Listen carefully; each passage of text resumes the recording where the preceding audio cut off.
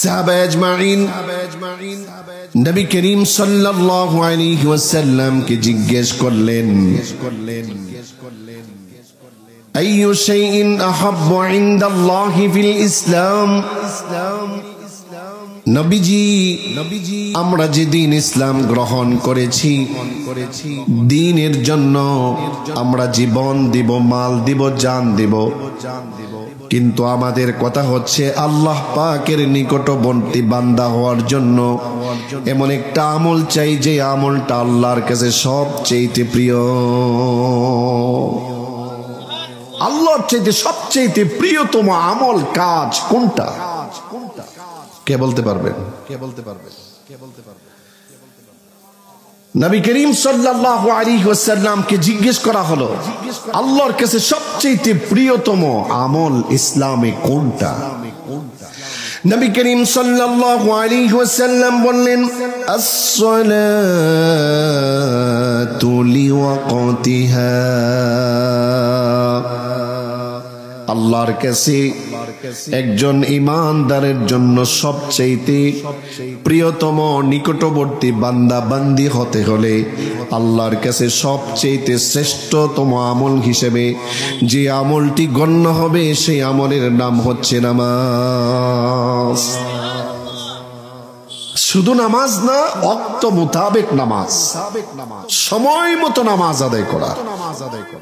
আজকে সেই নামাজ সম্পর্কে আমরা কিছু সংক্ষিপ্ত আলোচনা শুনব, শুনে আখিরে মুনাজাত করে আমরা যাব। রাজি আছে ইনশাআল্লাহ? বলতে পারেন নামাজ তো একটা কমন জিনিস। হ্যাঁ, নামাজ কমন জিনিস, ঠিক আছে, কিন্তু নামাজ কয়জনে পড়ে আর কতজনের নামাজ হয়?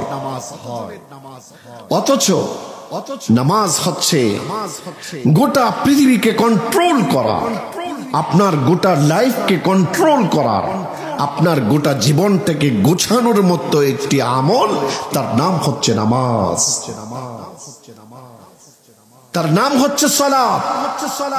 কিন্তু আজকে পৃথিবীতে এমনও কালচার আছে, এমনও পীর নামের কলঙ্ক আছে, যাদের দরবারে, যাদের সংস্পর্শে, যাদের সোহবতে মানুষ গেলে পড়ে নামাজি হবে তো দূরের কথা, নামাজের কথা শুনলেই ওর মাথা গরম হয়ে যায়।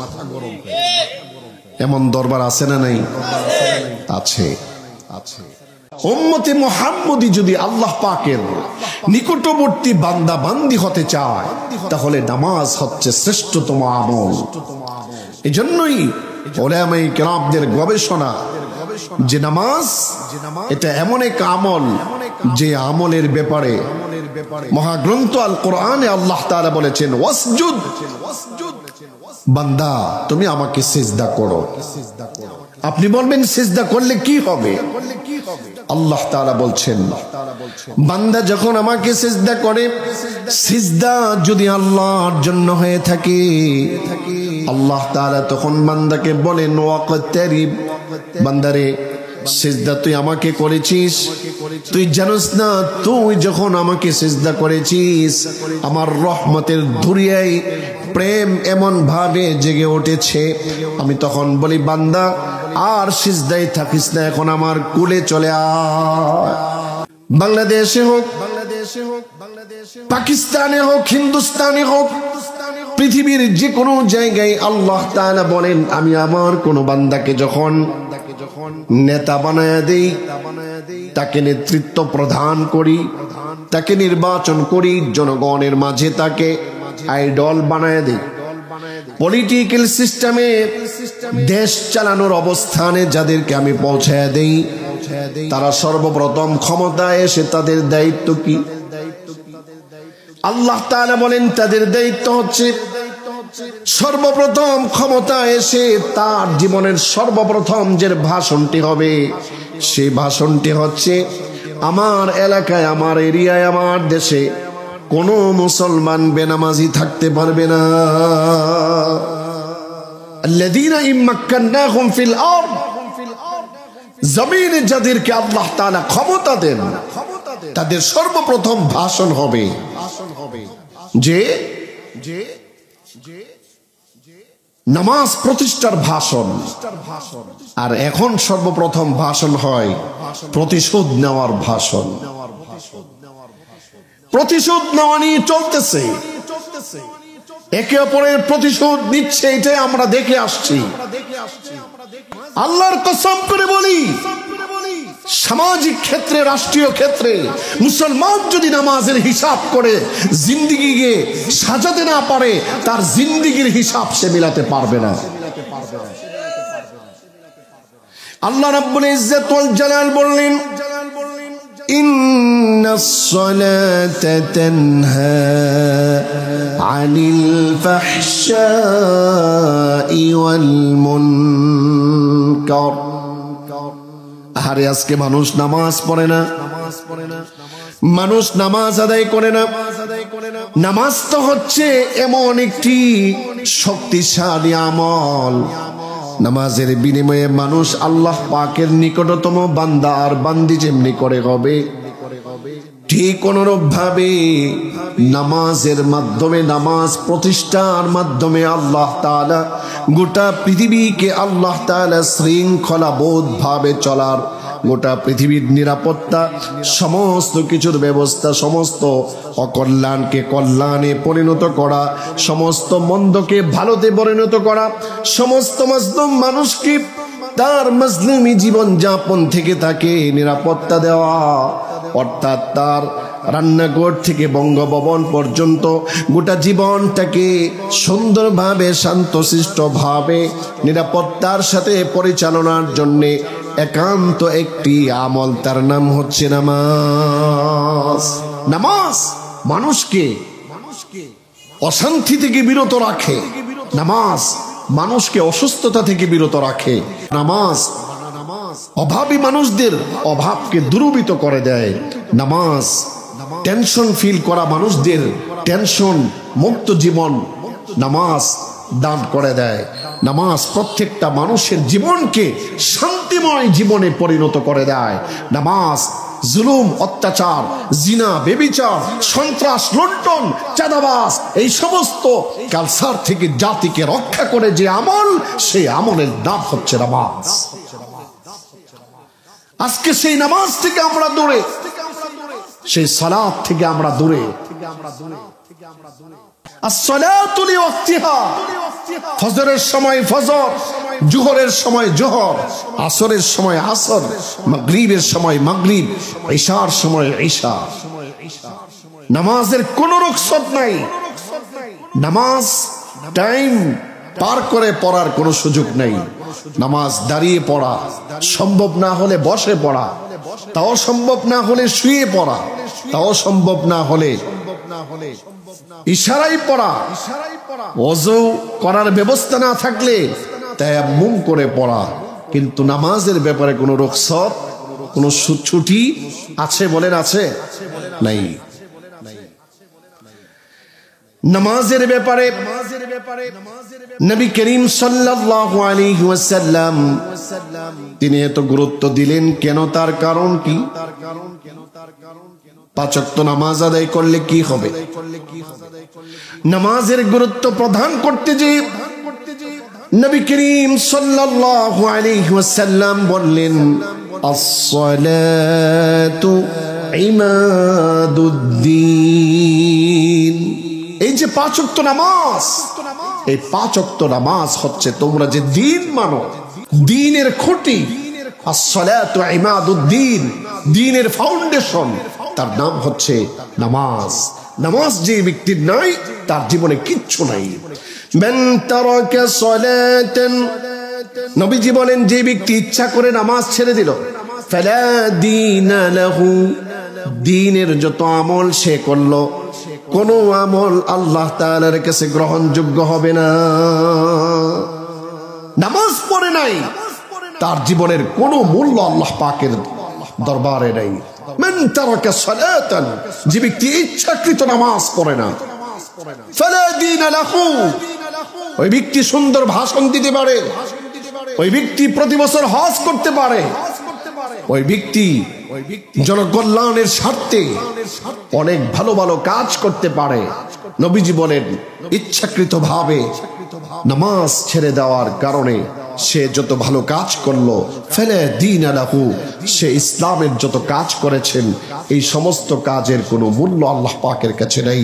তার কওটা খালি, সে কিয়ামতের দিন এতিম হয়ে দাঁড়াবে। শুধুমাত্র তাই নয়, জাহান্নামী মানুষদেরকে প্রশ্ন করা হবে, তোমরা কেন আজকে জাহান্নামে এসেছো?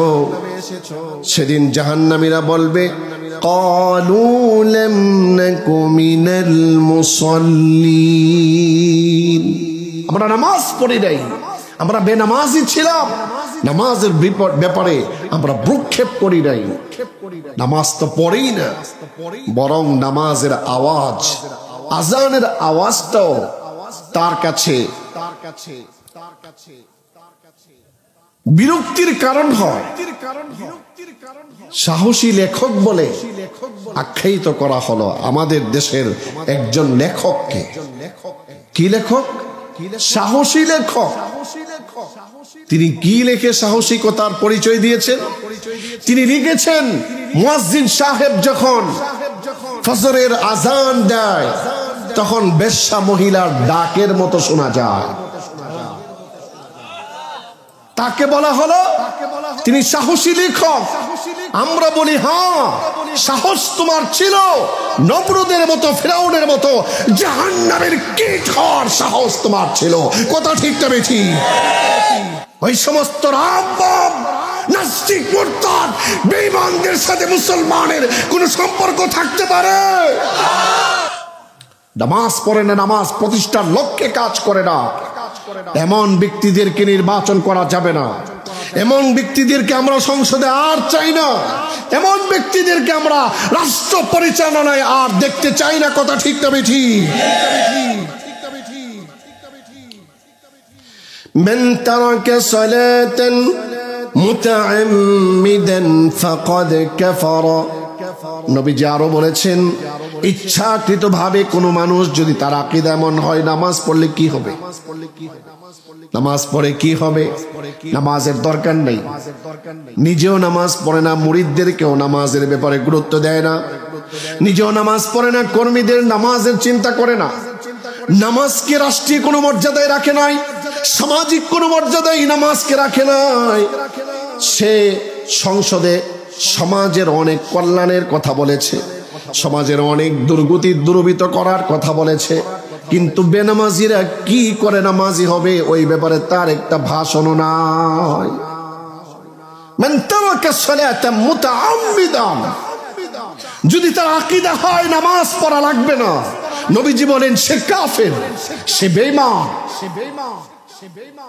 মুসলিম দাবি করার অধিকার তার নেই। শুধুমাত্র তাই নয়, ময়দানে মাহশারে কিয়ামতের দিন আল্লাহ তাআলা সর্বপ্রথম যে আমলের হিসাব নেবেন সে আমলের নাম কি? নামাজ। সুতরাং নামাজের ব্যাপারে আমাদেরকে গুরুত্ব প্রদান করতে হবে। পর্দার আড়ালে যে সমস্ত মা বোনেরা আছেন, আপনাদের হৃদয়ে টাচ করে একটা দাওয়াত দিয়ে যায়। বর্তমান পৃথিবীর 99% মহিলারা জোহরের নামাজ, দুপুরের খাবারের অ্যারেঞ্জমেন্ট করার জন্য জোহরের নামাজটাকে তারা মিস করে, বিলম্ব করে। এটা করা যাবে না। এবং যারা পুরুষেরা আছেন, আপনি এমন স্বামী হবেন, এমন বাবা হবেন, আপনি বলবেন যে আমি তোমাকে নিয়ে খাবো, সময় মতো খাবো, আমি মসজিদ থেকে এসে যেন দেখি তোমার গোসল শেষ, নামাজও শেষ। এভাবে আপনি আপনার পরিবারকে কন্ট্রোল করতে হবে। পারবো তো ইনশাআল্লাহ? কিন্তু কিভাবে করব? নিজেই যদি ঠিক না থাকি তাহলে কি বেগম সাহেব ঠিক হবে? কথা বলেন, ঠিক হবে? হবে না। এই জন্য নিজেকে আগে টাইট করতে হবে। কু আনফুসাকুম, নিজেকে আগে বাঁচাতে হবে, নিজেকে আগে সাজাতে হবে। আপনার আমার আমল দেখে, আপনার আমার গুরুত্ব দেখে আমার স্ত্রী, আমার সন্তানেরা তারা আমার আপনার কাছ থেকে শিখবে, জানবে, তারা তাদের জীবনকে গঠন করবে। আল্লাহ তাআলা সেদিন একটা প্রেম খেলা খেলবেন। কিয়ামতের দিন বান্দার সঙ্গে একটা প্রেম খেলা খেলবে। আল্লাহ তাআলা তিনি হঠাৎ করে পায়ের গোছা বের করে দিবেন, আর সাথে সাথে অর্ডার হবে, যারা পারো আল্লাহ পাকের কুদরতি পায়ে সিজদায় পড়ে যাও। আপনি যদি নামাজির মতো নামাজি হতে পারেন, আপনি যদি একাগ্র চিত্তে আল্লাহ পাকের শাহী দরবারে দৈনিক 5 ওয়াক্ত নামাজ আদায় করতে পারেন, বিশুদ্ধ নামাজি যদি আপনি হয়ে যান, আপনার কপালে ভাগ্যে জুটে যাবে আল্লাহ পাকের কুদরতি পায়ে সিজদা করা। চমৎকার করে বলুন না সুবহানাল্লাহ, আলহামদুলিল্লাহ, আল্লাহু আকবার। আমরা দৈনিক 5 বার যার জন্য নামাজ পড়ব তিনি কে? আমরা যাকে সিজদা করি তিনি কে? আমরা যার কাছে চাবো তিনি কে? আমরা যার গোলামি করি তিনি কে? আজকে এই মাহফিলে যার জন্য, যার সন্তুষ্টির জন্য বসে আছি তিনি কে? আল্লাহ তাআলা আমাদের এই দিলের তামান্না কবুল করেন, সবাই বলি আমিন। নামাজটা যারা আদায় করবে কিয়ামতের দিন তারা আল্লাহ পাকের কুদরতি পায়ে সিজদা করতে পারবে। আর আল্লাহর কুদরতি পায়ে যারা কিয়ামতের দিন সিজদা করা যার ভাগ্যে জুটে যাবে, ওই মানুষটাই কিয়ামতের দিন আল্লাহ তাআলার জবান থেকে ওই শব্দ শুনবে, তোমরা জান্নাতি। নামাজ আদায় করব, রাজি আছি ইনশাআল্লাহ। কিন্তু সেটা কিভাবে? আমরা নামাজ পড়ি 20 বছর যাবত, 50 বছর যাবত, কিন্তু নামাজে কি পড়ি এটা আমরা বুঝি না। কি ভাই, আজীব এক কথা। নামাজে কি পড়তেছি এটা আমরা জানি না। নবী করিম সাল্লাল্লাহু আলাইহি ওয়াসাল্লামের উম্মত আপনি আর আমি, হ্যাঁ, আজকে আমরা উদাসীন জীবন যাপন করছি। আজকে আমরা নিজেদেরকে হারিয়ে ফেলেছি। আমরা নিজেদেরকে, নিজের অবস্থান সম্পর্কে আমরা ধারণা হারিয়ে ফেলেছি। হযরতে মূসা কালিমুল্লাহ আলাইহিস সালাম আল্লাহর সঙ্গে কথা বলেছেন অন্তত ৩৫০০ বার। পয়গম্বর মূসা কালিমুল্লাহ আলাইহিস সালাম বলেন, আল্লাহ আপনার সঙ্গে আমি যখন কথা বলি আমার কাছে মনে হয় আপনি যেন তুর পাহাড়ের ওই পাশে আছেন, আড়ালে আছেন। কিন্তু রব্বুল ইজ্জত ওয়াল জালাল তিনি বললেন, না না পয়গম্বর মূসা, আমি তোমার থেকে এত নিকটে নয়, বরং বাইনি ওয়া বাইনাকা ৭০,০০০ হিজাব। তোমার আর আমার মাঝে ৭০,০০০ পর্দা আছে। সুবহানাল্লাহ, চমৎকার করে বলুন। এক পর্দা থেকে আরেক পর্দার দূরত্ব ৭০,০০০ বছরের রাস্তা। মূসা আলাইহিস সালাম কয় যে আল্লাহ, তাহলে আরেকটা কথা জানতে চাই, আমার পরে কি আপনি এভাবে আর কাহারোর সাথে কথা বলবেন? আল্লাহ রাব্বুল ইজ্জত ওয়াল জালাল বললেন, হ্যাঁ বলবো। এখন তোমার আমার মাঝে ৭০,০০০ পর্দার ব্যবধান আছে। এই যে পার্থক্য আছে, এই পার্থক্য থাকবে না। ভবিষ্যতে এমন একটা জাতি আসবে যে জাতির নাম হচ্ছে উম্মতে মুহাম্মাদি।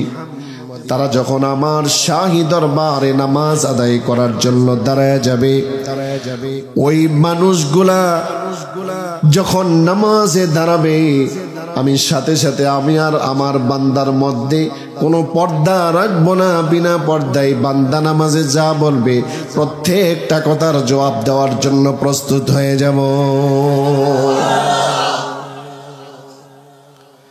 শুধুমাত্র তাই নয়, নামাজ এটা এমন এক আমল, কোন ব্যক্তি যখন নামাজে দাঁড়ালো, নামাজে দাঁড়ায় সূরাতুল ফাতিহা পাঠ করলো, কিরাত পাঠ করলো, প্রথম রাকাত শেষ হলো, রুকু সিজদা করে প্রথম রাকাত শেষ করলো, দ্বিতীয় রাকাত শেষ করলো, তৃতীয় রাকাত শেষ করলো, চতুর্থ রাকাতে আমরা বৈঠকে পাঠ করি তাশাহুদ, বৈঠকে পাঠ করি কালিমা শাহাদাত, বৈঠকে পাঠ করি দুরূদ শরীফ, বৈঠকে সালাম ফেরানোর আগে আমরা হৃদয়ে গ্রাহী একটা মুনাজাত করি। আমরা পাঠ করি আল্লাহুম্মা ইন্নী যালামতু নাফসি যুলমান কাসীরা ولا يغفر الذنوب إلا أنت فاغفر لي مغفرة من عندك وارحمني إنك أنت الغفور الرحيم اللهم هي الله إني ظلمت نفسي ظلما كثيرا আমি নিজের উপর অনেক জুলুম করে ফেলেছি। ওয়ালা ইয়াগফিরু যুনুবা ইল্লা আনতা, আপনি ছাড়া আমার এই অপরাধ, এই জুলুম কেউ ক্ষমা করতে পারবে না। ফাগফিরলি, সুতরাং আমাকে ক্ষমা করে দেন। ওয়ারহামনি, এবং আমার উপর রহম করেন। ইন্নাকা, নিশ্চয় আপনি, আনতাল গফুরুর রহিম, অতি ক্ষমাশীল, বান্দাকে ক্ষমা করতে পছন্দ করেন। আল্লাহর কোন নামাজি বান্দা বান্দি যখন নামাজ শেষ প্রান্তে যে সালাম ফেরাবার পূর্বে এই মুনাজাতটি পাঠ করে, আল্লাহ তাআলা বলেন আমার বান্দারা বড় টেনশনে ছিল, আমার বান্দারা বড় টেনশনে ছিল। টেনশনটা কি? ডানে ধোঁকা, বামে ধোঁকা, সামনে ধোঁকা, পেছনে ধোঁকা, শয়তান থেকে বাঁচবো কি করে? সমস্ত জায়গায় এই শয়তান আছে, শয়তান থেকে বাঁচতে পারছি না। এই টেনশন ফিল করা বান্দারা যখন নামাজে দাঁড়ায় আমার কাছে তওবার মেজাজ নিয়ে মুনাজাত করতে আরম্ভ করলো, সালাম ফিরাবার পূর্বে তার জিন্দেগীর সমস্ত গুনাহগুলো আমি আল্লাহ তাআলা মাফ করে দিই। আজকে সেই নামাজ থেকে আমরা দুর্বৃত। নামাজ, সমাজের অধিকাংশ মানুষ নামাজ পড়ে না, অধিকাংশ মুসলমান নামাজ পড়ে না। অথচ নামাজ না পড়লে আপনি মুসলিম কিনা এর মধ্যে সংকোচ ঢুকে যাচ্ছে। মুসলিম বলে পরিচয় দেওয়াটা আপত্তিকর হয়ে যাচ্ছে।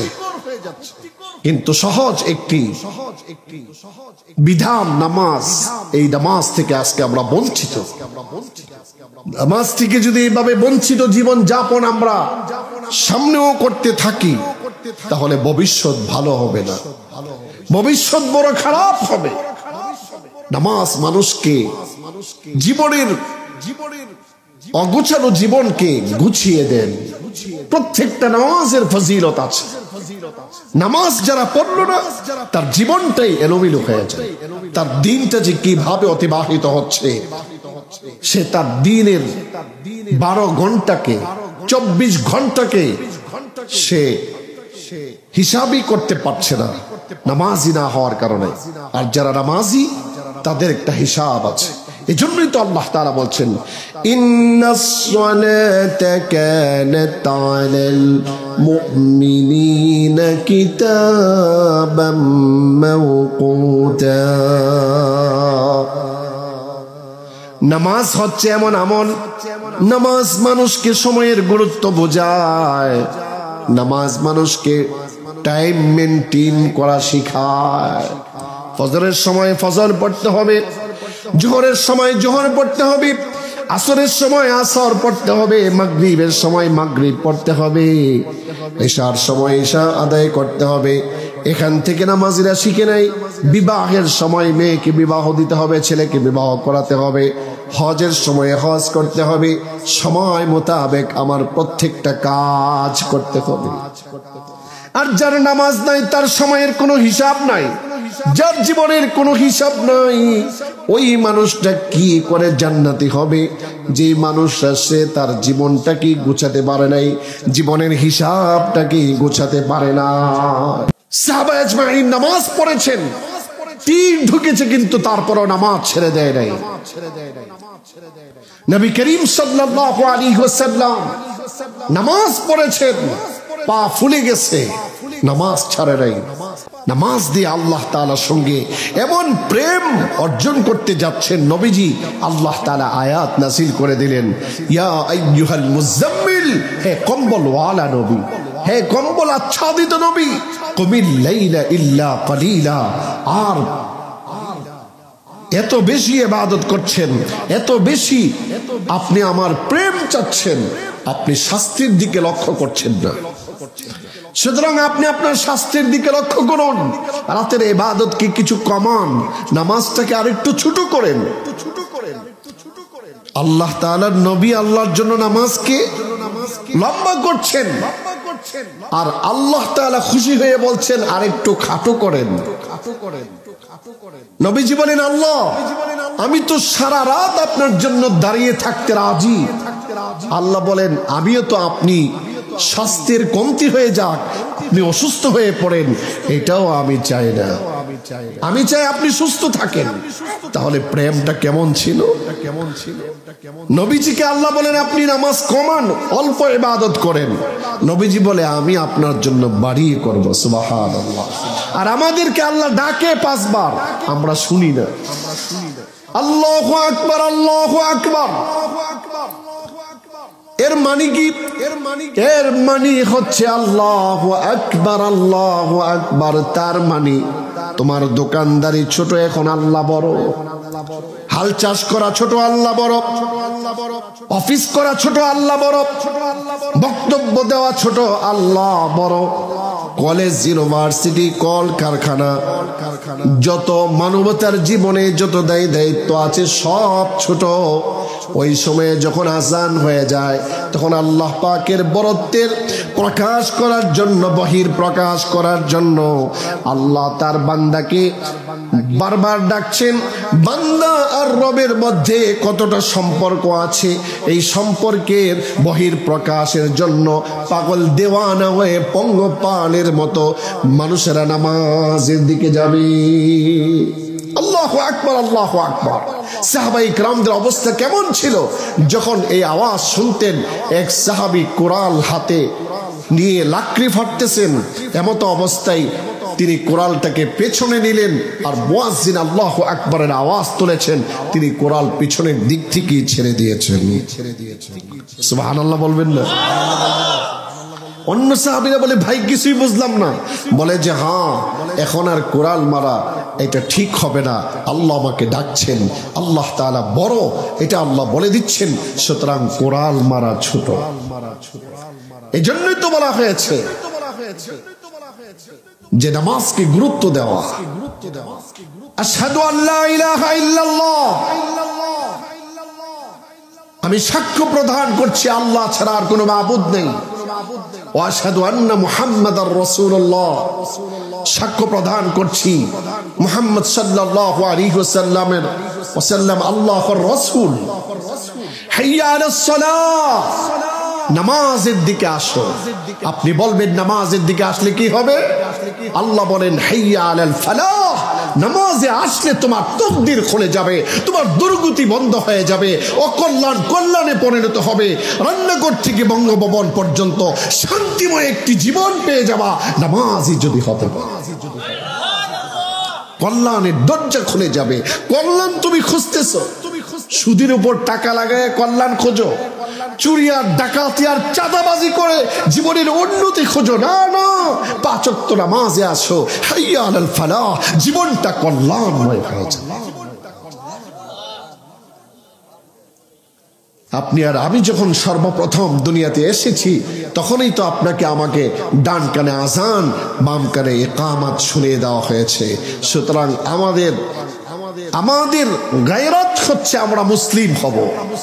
সুতরাং নামাজ ছাড়া যাবে?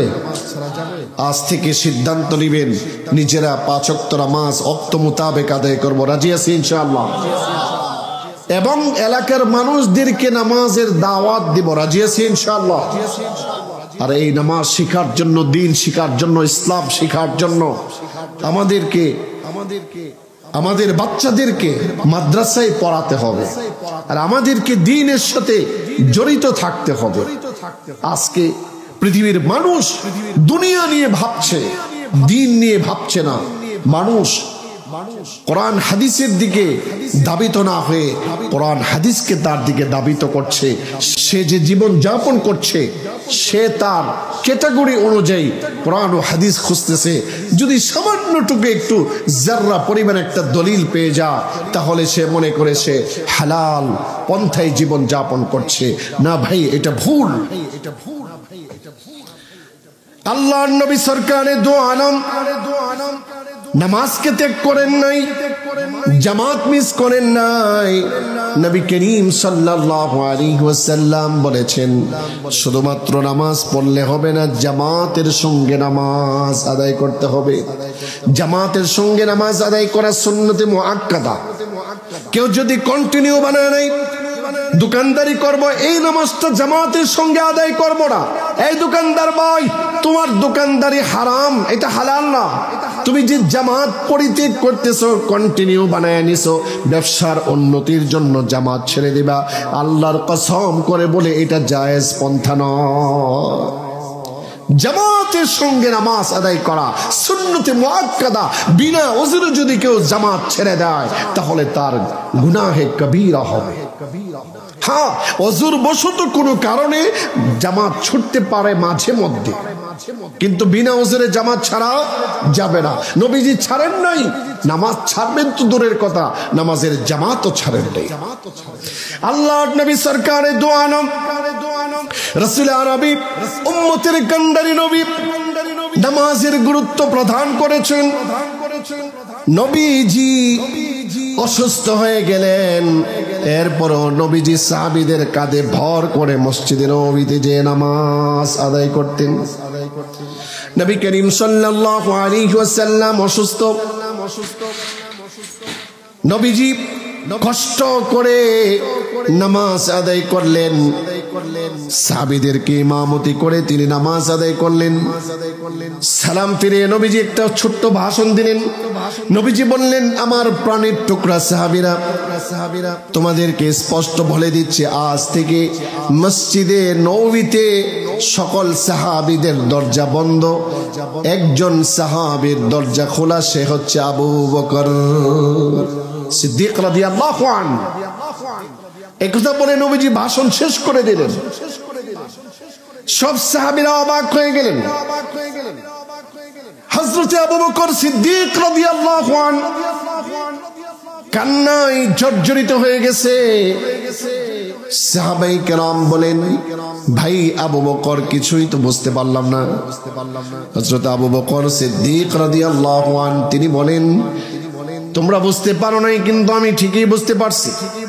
সকলের দরজা বন্ধ, আবু বকরের দরজা খোলা, মানি নবী করিম সাল্লাল্লাহু আলাইহি ওয়াসাল্লাম আবু বকরকে ইসলামের প্রথম খলিফা বানিয়ে দিয়েছেন এবং ভারপ্রাপ্ত ইমাম বানিয়ে দিয়েছেন। তার মানে আমার দিল সাক্ষ্য দিচ্ছে, আল্লাহর নবী দুনিয়া থেকে মনে হয় বিদায় নিয়ে চলে যাবে। পরবর্তী নামাজের আজান হয়ে গেল, মসজিদ ভরপূর্ণ মুসল্লি। আল্লাহর নবী সরকারে দো আলম জ্বর আক্রান্ত করেছে। নবীজি মসজিদে আসার মতো আর সুযোগ পাচ্ছেন না। একটু সময় অপেক্ষা করে আবু বকর সিদ্দিক রাদিয়াল্লাহু আনহু দাঁড়ায় গেলেন ইমামতি করতে। সাহাবায়ে কেরাম নামাজের মধ্যে কান্নায় জর্জরিত হয়ে পড়ছে। সারা জীবন যার পেছনে নামাজ পড়লাম, আন্তরিকভাবে নামাজ পড়েছি, আজকে সেই নবী কোথায়? নবী করিম সাল্লাল্লাহু আলাইহি ওয়াসাল্লামের হাদিস, হযরত আম্মা জান আয়েশা সিদ্দিক রাদিয়াল্লাহু আনহা বলেন, নবীজি শুনতে চাচ্ছেন মসজিদে নববীর কিরাতের আওয়াজ। নবীজি বললেন, জানালা খুলে দাও। জানালা খুলে দেওয়া হলো। নবীজি বলেন, আমার মাথাটা একটু উঠায় ধরো উপরের দিকে। হযরত আম্মা জান আয়েশা বলে, আমি মাথা উঠায় ধরলাম। নবীজির চোখ দিয়ে পানি বেয়ে বেয়ে পড়তেছে, দাড়ি মুবারক ভিজে যাচ্ছে। হযরত আম্মা জান আয়েশা সিদ্দিক রাদিয়াল্লাহু আনহা বলেন, হুজুর আপনি কান্না করছেন কেন? নামাজ শেষে আরো কয়েকজন সাহাবী আসলেন, নবীজিকে বলে, হুজুর আপনি কান্না করেন কেন, আপনার মনে কি ব্যথা? আল্লাহর নবী সরকারি দু আলম রাসূল আরবি উম্মতের কান্ডারি নবী নবী পাক মুহাম্মদুর রাসূলুল্লাহ সাল্লাল্লাহু আলাইহি ওয়াসাল্লাম বলেন, সাহাবীরা রে, আজকে দুঃখের কান্না কাঁদি না, কষ্টের কান্না কাঁদি না, আজকে আমার চোখে যে পানি তোমরা দেখতে পাচ্ছ এটা হচ্ছে তৃপ্তির কান্না। তোমাদের দয়ার নবী, কলিজার টুকরা নবী প্রকাশ্যে নামাজ পড়তে পারে নাই, কাবা শরীফে যে আজান দিতে পারে নাই, কাবা শরীফ থেকে 2.5 মাইল দূরে হেরা গুহায় লুকায়া লুকায়া আল্লাহ পাকের ইবাদত করত। রক্ত মাখা ইসলাম দিয়েছেন, তায়েফে তোমাদের নবীজি রক্ত দিয়েছেন, তোমাদের অনেক ভাই এবং বোনেরা জীবন দিয়ে ফেলাইছে, উহুদের ময়দানে যুদ্ধ হয়েছে, 27টা যুদ্ধে আমি নবীজি সেনাপতির দায়িত্ব পালন করলাম। আজকে জীবনের সমস্ত দুঃখ যেন আমার হৃদয় থেকে মুছে গেছে। মসজিদে নবীর এই নামাজের দৃশ্য দেখে আমার দিল সাক্ষ্য প্রদান করেছে, আমি দুনিয়া থেকে চলে যাব, কিন্তু আমার এতিম উম্মতেরা পৃথিবীর প্রান্তে প্রান্তে ইমামের মুক্তেদা, ইমামের মুক্তাদি হয়ে এক ইমামের ইক্তেদা করে প্রান্তে প্রান্তে মসজিদে মসজিদে এইভাবে নামাজ আদায় করবে। এই দৃশ্যটা দেখে আমি তৃপ্তি পেয়েছি। আর মেয়ের কথা বলেন নাই, কোন সাহাবীর কথা বলেন নাই, নিজের কোন স্বার্থের কথা বলেন নাই। নবীজি সর্বশেষ দুনিয়া থেকে যখন বিদায় নিয়ে চলে যাবেন, নবীজি যেই শব্দটি উচ্চারণ করেছিলেন জাতির উদ্দেশ্যে, সেই শব্দটি হচ্ছে আস-সালাত, আস-সালাত, আস-সালাত। নামাজ, নামাজ। আমার উম্মতেরা, আমি চলে যাচ্ছি, তোমরা নামাজ ছেড়ে দিও না। নামাজ হচ্ছে আল্লাহ পাকের সঙ্গে প্রেম ধরে রাখার মিডিয়া সম্পর্ক। আমার এতিম উম্মতেরা, নামাজ ছেড়ে দিও। এই জন্য ভাই স্পষ্ট কথা বলে আমি শেষ করছি, আপনি নামাজ পড়বেন না, নবীজির আশিক হিসাবে দাবি করবেন, নবীজির প্রেমের দাবি করবেন, আল্লাহর কসম করে বলি, বেনামাজি কখনো আল্লাহ পাকের একান্ত বান্দা আর বান্দি হতে পারে না। বেনামাজি কখনো নবীজির প্রেমিক আশিক হতে পারে না। যারা ভণ্ড, যে সমস্ত দরবার, যে সমস্ত জায়গায়, যে সমস্ত মজলিসে নামাজ নাই, নামাজের দাওয়াত নাই, যে সমস্ত রাষ্ট্রীয় সামাজিক অর্থনৈতিক জীবনে, পলিটিক্যাল জীবনে নামাজ নাই, ওই সমস্ত ব্যক্তিরা, তাদের অনুসারে আমরা হব তো দূরের কথা, তারা মুসলমানকে সন্দেহ আছে, সুতরাং তাদের সাথে আমাদের কোনো সম্পর্ক। আমরা নামাজ পড়বো, রাজি আছে ইনশাআল্লাহ। নামাজিদের ইত্তেবা করব, নামাজিদেরকে আইডল বানাবো, নামাজিদেরকে নির্বাচন করব। নামাজি হবে আমার বন্ধু, নামাজি হবে আমার বিয়াই, নামাজি হবে আমার জামাই, নামাজি হবে আমার বউ, নামাজি হবে আমার সমাজ, নামাজি হবে আমার দেশ, নামাজি হবে আমার সরকার, নামাজি হবে আমার নেতা, নামাজি হবে পার্লামেন্টের 3 শতাধিক সংসদ সদস্য হবে নামাজি। নামাজ নাই, তার কিচ্ছু নাই, তার সঙ্গে কোনো মুসলমানের কোনো সম্পর্ক নাই। কথা ঠিক না বেঠিক? আল্লাহ তাআলা আমাদেরকে নামাজি হিসেবে কবুল করেন। সবাই বলে আমিন। ওয়া আখিরু দাওয়ানা আলহামদুলিল্লাহি রাব্বিল আলামিন।